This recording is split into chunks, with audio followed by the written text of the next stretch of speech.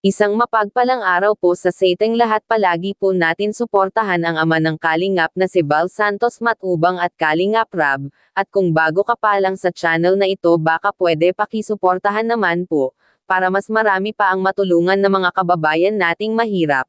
Pakiusap po, wag natin skip ang ads ng videong ito kasi ang isang dahilan kung bakit marami ang natutulungan ni Kalingap Rab kahit walang mga sponsor, mga ka-viewers. Panoorin po natin ang maikling video na kung saan po ay muling pinuntahan ni Kalingap Rab ang magkakapatid na tinatawag na Tres Marias. Sarili, ano? So, bigyan kita Chris ng allowance, Nay. Bigyan ko po kayo ng pambaon ng mga anak niyo po, ano? At yung iba pong budget kasi, ako tinitipid ko kasi bibili pa kami ng gamit sa bahay niyo. Ang Nay, Salamat po. kami rin po yung sasagot nun. Okay ba, Nay? Ang gusto mong sabihin, Nay? Kasi pati gamit, Nay, libre na. Salamat po Kuya Rab sa tulong po ninyo sa amin. Dahil ako po bahay lang, pati ko palang gamit, kayo pa rin po ang bibili. Ayan, para wala na kayong problema. Wala kayong gamit na dadalhin doon. Saan kayo uupo, saan kayo kakain. Di ba, Nay?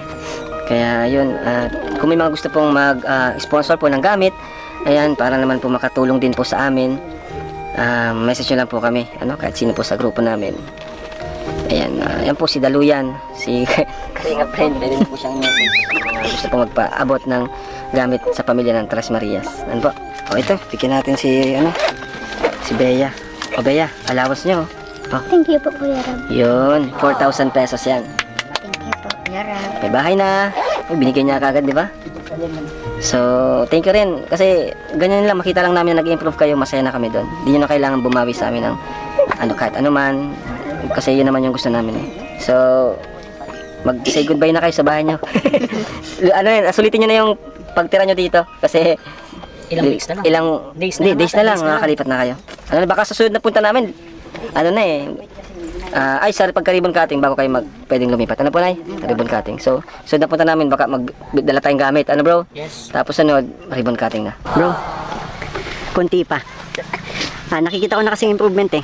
Konti pa. Kasi kasama ka tanong unang punta kasi nung unang punta ko talagang hindi sila nakikipag-usap, hindi sila nagsasalita, ngumiti. Hindi.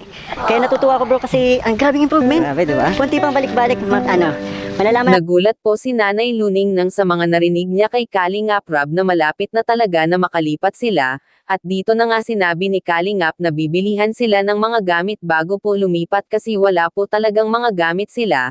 Ang buong akala po ni Nanay Luning ay bahay lang ang ipapatayo sa kanila, yun pala sobra-sobra pa po kasi pati mga gamit kay Kalingap Rab pa po. Kaya sa mga gusto po tumulong at magbigay ng mga gamit para sa Tres Marias, kontakan nyo lang po si Kalingap Rab o kaya naman ang mga team Kalingap.